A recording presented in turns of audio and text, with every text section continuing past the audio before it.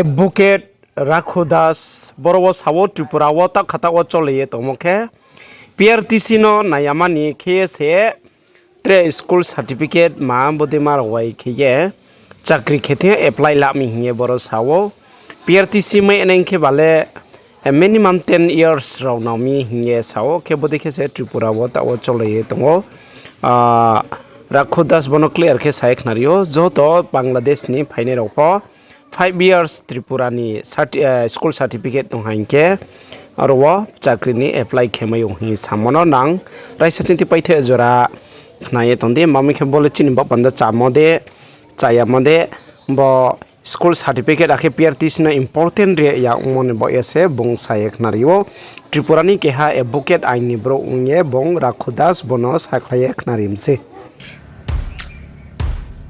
ইতিমধ্যে আমরা দেখেছি যে ত্রিপুরা সরকার চাকরির ক্ষেত্রে পিআরটিসি বাদ দিয়ে 5 বছরের স্কুলিং সার্টিফিকেটকে গুরুত্ব দিয়েছে, ম্যান্ডেটরি করেছে। আমরা বলতে চাই পিআরটিসি বাদ দিয়ে ত্রিপুরার দরজা বাইরের লোকের জন্য খুলে দেওয়া হয়েছে। 5 বছর ত্রিপুরায় পড়লেই ত্রিপুরা হয় না। ত্রিপুরা হতে গেলে পিআরটিসি লাগে। আমরা দেখেছি দেশের অন্যান্য রাজ্যগুলো করা হচ্ছে, আর আমাদের ত্রিপুরা ধীরে ধীরে নরম হচ্ছে রাজ্যের বাইরের লোকের জন্য। আমরা দেখেছি যে আসাম এনআরসি লাগু করছে, মিজোরাম আইএলপি করছে, আর আমরা ত্রিপুরা পিআরটিসি তুলে দিচ্ছি বাইরে। আমি মনে করি এই সিদ্ধান্ত এটা আত্মঘাতী সিদ্ধান্ত। এই সিদ্ধান্তের ফলে আমাদের রাজ্যের বেকার ছেলে মেয়েদের অধিকার কেড়ে নিচ্ছে আমাদের রাজ্যের সরকার।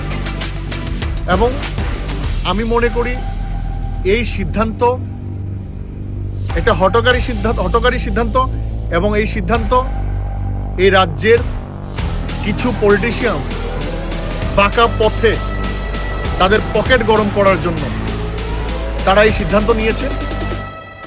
আমি বলতে চাই যে পিআরটিসি ইস্যু করে একটা টিসিএস অফিসার,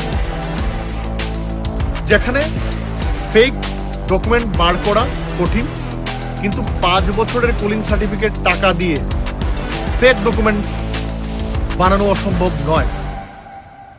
তাই রাজ্য সরকারের কাছে বিনম্র আবেদন, এই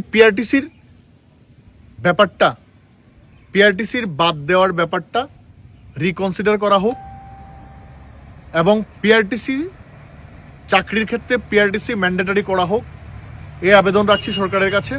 নতুবা রাজ্যের যুবকরা তাদের অধিকার রক্ষার জন্য আন্দোলনে নামবে এবং ধর্মেন্দ্র প্রধানের যে অবস্থা হয়েছে এই রাজ্য সরকারের প্রধানের এই অবস্থা করবে আমাদের এই রাজ্যের বেকার যুবকরা। তাই সরকারকে বিনম্রভাবে আবেদন করে বলছি, পিআরটিসি বাদ দেওয়ার ব্যাপারটা চাকরির ক্ষেত্রে রিকনসিডার করা হোক। ধন্যবাদ।